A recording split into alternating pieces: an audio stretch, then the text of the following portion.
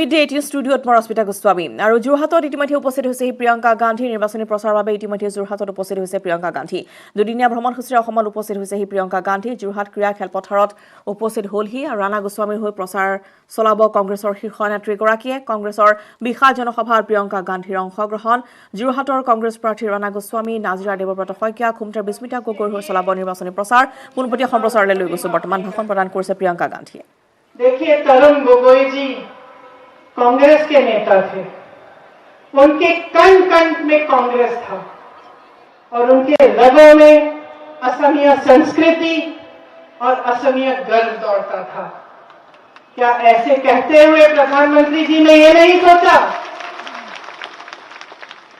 कि हमारे सबसे बड़े नेता तरुण गोगोई जी जो असम के लिए समर्पित रहे उनका अपमान कर रहे थे उनके गुजर जाने के बाद इस तरह की बातें करना क्या सभ्य है एक प्रधानमंत्री को शोभा देता है जब उत्तर प्रदेश के मुख्यमंत्री जी यहां आए तो उन्होंने महापुरुष श्रीमंत शंकर देव जी के बारे में गलत तरह से जिक्र किया उनका इतना भी आदर नहीं किया कि वो जाने कि श्रीमंत शंकर देव जी ने अपने जीवन में असम के लिए क्या किया अब जितनी भी इनकी नीतियां हैं वो असम के लिए नहीं है केंद्र के लिए है दिल्ली को मजबूत बनाने के लिए है और अपने जो उद्योगपति मित्र हैं उनको मजबूत बनाने के लिए है यहां की महान विभूति लोकप्रिय गोपीनाथ बोरदोलोई जी के नाम पर सरकारी पैसों से बनाया गया एयरपोर्ट आज उनके उद्योगपति मित्र को दिया जा रहा है आपकी जो भी संपत्ति है वो सब इनके ही 2-3 उद्योगपति मित्रों को सौंपी जा रही है आपको मालूम होगा कि काजीरंगा के पास एक एलिफेंट रिजर्व से लगी हुई जमीन भी एक अपने खरबपति मित्र को देने जा रहे थे वे भी असम के नहीं हैं असम के बारे में उनको कुछ नहीं मालूम लेकिन आपकी जमीन उनको सौंपी जा रही है एआईसीबी को प्राइवेट करने की योजना है वो भी किसी बड़े उद्योगपति को सौंपी जाएगी नागांव में भाजपा ने अपने एक खरबपति मित्र को किसानों की जमीन छीन कर देने की कोशिश की जब असम की जनता ने विरोध किया तो महिलाओं पे लाठियां बरसाई एक गर्भवती महिला को पीटा किसानों को जेल में डाल दिया गया सब कुछ सिर्फ उस बाहरी उद्योगपति मित्र को मदद करने के लिए किया क्या ये असम की संपत्ति को बचाने का काम है आपको याद होगा भाजपा सरकार अपने बाहरी खरबपति मित्रों को आपकी जमीन देने की एक ऑर्डिनेंस लेके आए थे उसमें लिखा था कि उनको यहां की जमीन लेने के लिए कोई परमिशन कोई क्लियरेंस कोई लाइसेंस की जरूरत नहीं पड़ेगी दूसरी तरफ कांग्रेस की सरकार ने आपको भूमि अधिग्रहण कानून दिया और 6ठी अनुसूची देकर आपकी जमीनों की सुरक्षा की आज भाजपा सरकार की लूट का आलम यह है कि जमीन छोड़िए एयरपोर्ट छोड़िए रिफाइनरियां छोड़िए आपके चिड़ियाघरों के ब्लैक पैंथर भी अपने उद्योगपति मित्रों के बेटों के लिए यहां से भिजवाए जा रहे हैं कुछ नहीं छोड़ा है इन लोगों ने और अभी लंबी लिस्ट बना रखी है नुमालीगढ़ की रिफाइनरी भी बेचना चाह रहे हैं एक तरफ सीएए से आपकी संस्कृति को बर्बाद करना चाह रहे हैं आपकी संस्कृति पर हमला कर रहे हैं दूसरी तरफ आपकी जमीनें आपकी संपत्ति बड़े बड़े उद्योगपतियों को बेची जा रही है असम के लोगों ने जब सीएए का विरोध किया तो श्री जुबिन गर्ग जी के गीत से भाजपा को कहा था पॉलिटिक्स नो कोरिबा बंधु लेकिन अफसोस की बात यह है कि उन्होंने हर चीज में पॉलिटिक्स की है। असम के साथ एक ऐसी पॉलिटिक्स की है जिससे असम का विकास रुक गया। जो जो उन्होंने कहा था कुछ नहीं किया, उसके बजाय उन्होंने सबसे धोखा किया। युवाओं से धोखा किया, 25 लाख नौकरियां देंगे कहकर 3 लाख सरकारी पद अभी भी खाली हैं। असम में 40 लाख बेरोजगार बच्चे हैं। असम का हर छठा बीए बेरोजगार है और हर 10वां एमए बेरोजगार है। आप अपने बच्चों को बड़ा करते हैं, पढ़ाते हैं किस लिए? कि एक दिन रोजगार मिलेगा, भविष्य बनेगा। और ये बेचारे बच्चे पढ़ते हैं, लिखते हैं, मेहनत करते हैं, सरकार उनके लिए कोई सुविधा नहीं करती। भर्तियों में भी बड़े से बड़े स्कैम, एसआई स्कैम, पीएनआरडी स्कैम, लाखों युवाओं के भविष्य खराब हुए हैं। असम के युवा को दिल्ली, मुंबई, बेंगलोर काम के लिए जाना पड़ता है।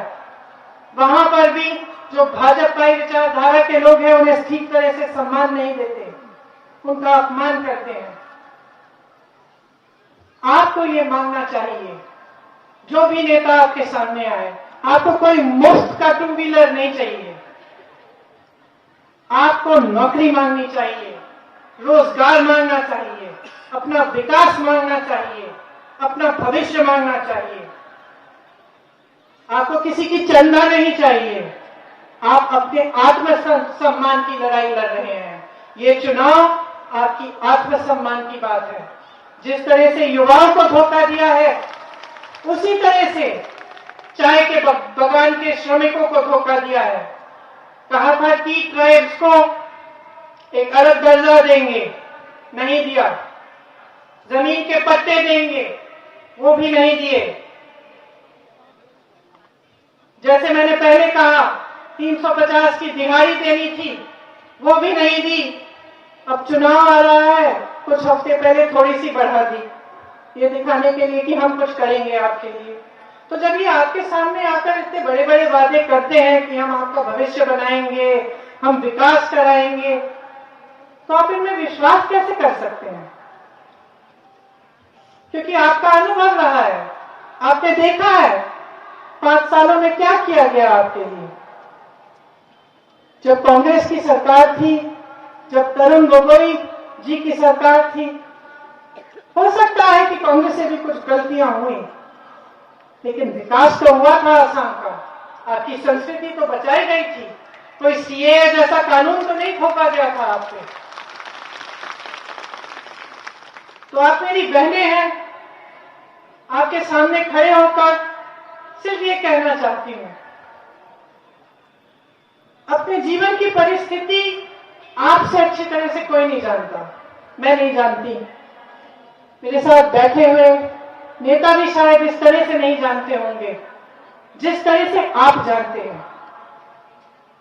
रोज आप उस सच्चाई का सामना करते हैं।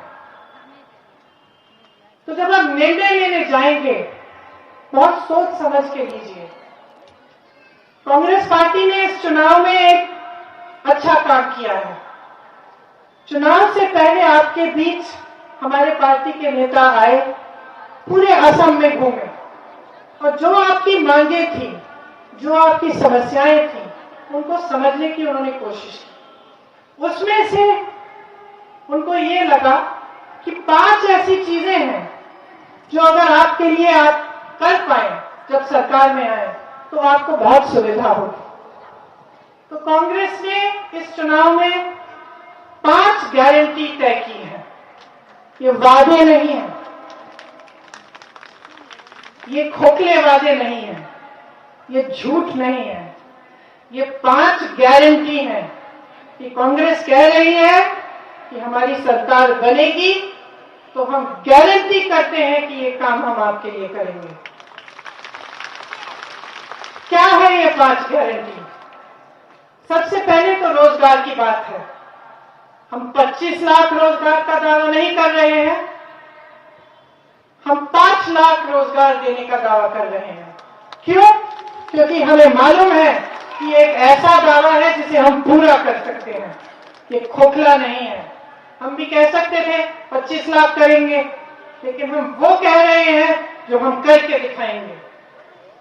हम कह रहे हैं कि किसी भी हालत में असम में सीएए लागू नहीं होने देंगे, कि किसी भी हालत में असम की संस्कृति पर आंच नहीं आने देंगे,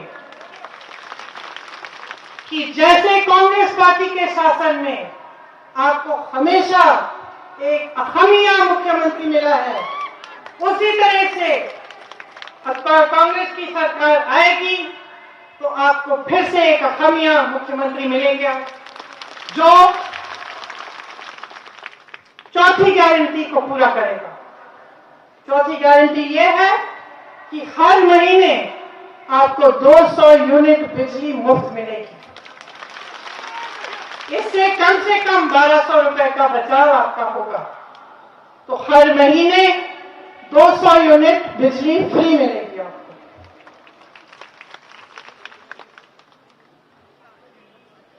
एक और गारंटी यह है कि जो टी ट्राइब्स के मेरे भाई बहन हैं, उसके लिए हम कह रहे हैं कि हम दिहाड़ी 365 रुपए की करेंगे। और ये मेरा अपना वादा है आपको कि हमारी सरकार बनेगी तो हम इसको कराएंगे। 5वां गारंटी आखिरी गारंटी है, लेकिन मेरी बहनें ध्यान से सुने, क्योंकि इसमें आपका सम्मान जुड़ा हुआ है। आप गृहस्थ हैं और जो काम आप करती हैं, जो महिला घर पे रहकर सारा काम करती है, बच्चों को बड़ा करती है, मेहनत करती है, उसकी समाज में बहुत कम पहचान है। समाज छोड़िए, सरकार कम पहचानती है। हम चाहते हैं कि आपको अपना सम्मान मिले, अपना पहचान मिले, कि जो गृहस्थ महिलाएं हैं उनको 2000 रुपए हर महीने उनके खाते में कांग्रेस की सरकार डायरेक्ट डालेगी। महिलाओं के खाते में ये पैसे आएंगे ताकि आप बचाव कर सकती हैं, आप अपने पैरों पे खड़े हो सकती हैं और आपने अपने परिवार के लिए आप भी घर में जो काम है उसको भी करते हुए कुछ कमा सकती है। तो ये हमारी 5 गारंटी है जो हमें आशा है कि जब हमारी सरकार बनेगी तो हम इन पर पूरी तरह से खरे उतरेंगे। अब राणा गोस्वामी जी के बारे में मैं एक बात कहना चाहती हूँ। राणा जी ने मेरे साथ उत्तर प्रदेश में काम किया, शायद पता नहीं आप जानते हैं कि नहीं, मैं उत्तर प्रदेश की प्रभारी हूं कांग्रेस पार्टी के लिए।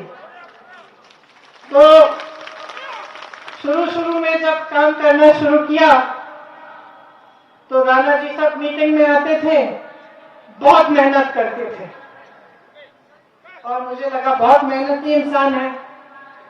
थोड़े समय बाद में कुछ मीटिंग में आना बंद, तो मैंने पूछा राणा जी कहाँ है, और हर बार मुझे एक ही जवाब मिला, राणा जी तो जोरहट में है, असम में है। तो आस्ते आस्ते मुझे पता चलने लगा कि राणा जी का दिल जोरहट में है।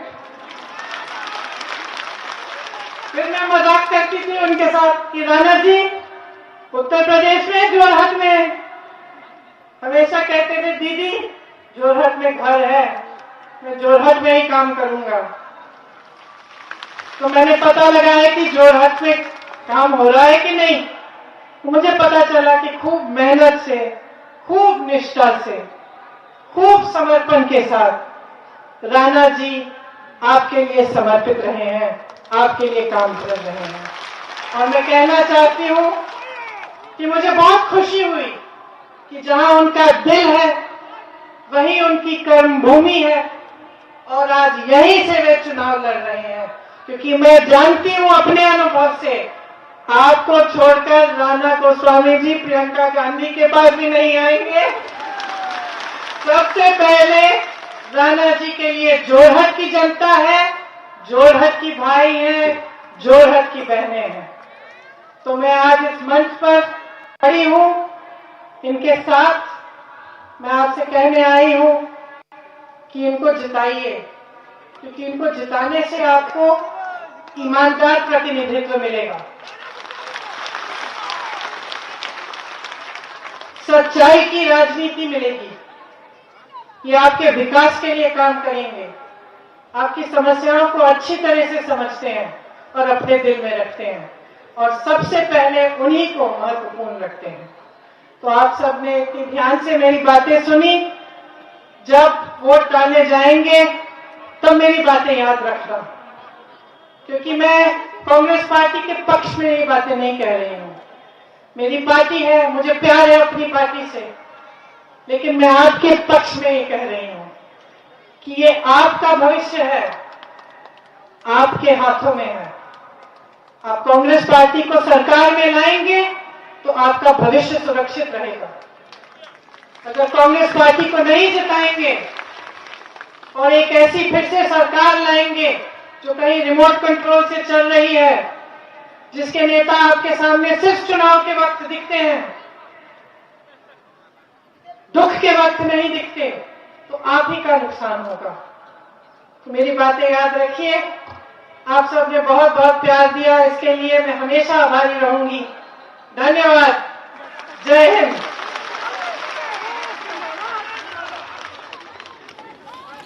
আৰু এয়া দেখুৱাইছোঁ আমি যোৰহাটৰ লগতে সম্প্ৰচাৰ আৰু ভাষণ প্ৰদান কৰিলে ইতিমধ্যে প্ৰিয়ংকা গান্ধী আৰু লগতে বহুকেইটা প্ৰতিশ্ৰুতি লগতে তেওঁ ইতিমধ্যে উল্লেখ কৰিছে যে আগন্তুক নিৰ্বাচনত যদি কংগ্ৰেছৰ চৰকাৰ আহে তেনেহ'লে কেনেধৰণৰ সুবিধা ইতিমধ্যে ৰাজ্যবাসী লাভ কৰিব। জনজাতিকৰণ, মাটি পট্টা প্ৰদান, চাহ শ্ৰমিকৰ দৈনিক মজুৰি ৩৬৫ টকা বৃদ্ধি কৰা, এইসমূহ ইতিমধ্যে তেওঁ উল্লেখ কৰিছে। আৰু বিজেপি চৰকাৰখনক ইতিমধ্যে তেওঁ ক্ষুৰধাৰ সমালোচনা কৰিছে। এইখন চৰকাৰে দেশৰ কেইজনমান উদ্যোগপতিৰ বাবেহে কাম কৰে বুলি তেওঁ উল্লেখ কৰিছে। চৰকাৰে পুঁজিপতি গোষ্ঠীৰ বাবে বিভিন্ন পদক্ষেপ লৈ আছে বুলি তেওঁ উল্লেখ কৰিছে।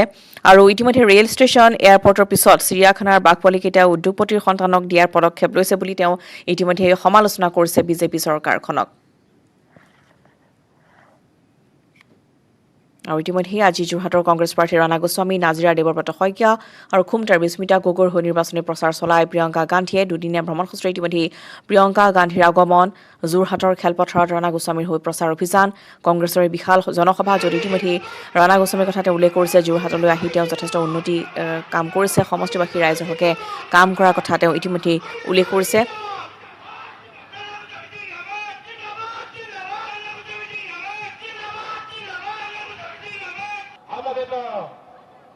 ৰাণা গোস্বামীৰ কথা উল্লেখ কৰিছে যে দীৰ্ঘ সময় ধৰি উত্তৰ প্ৰদেশত তেওঁ কাম কৰিছে। আৰু ইতিমধ্যে প্ৰিয়ংকা গান্ধীয়ে উল্লেখ কৰিছে যে যোৰহাটত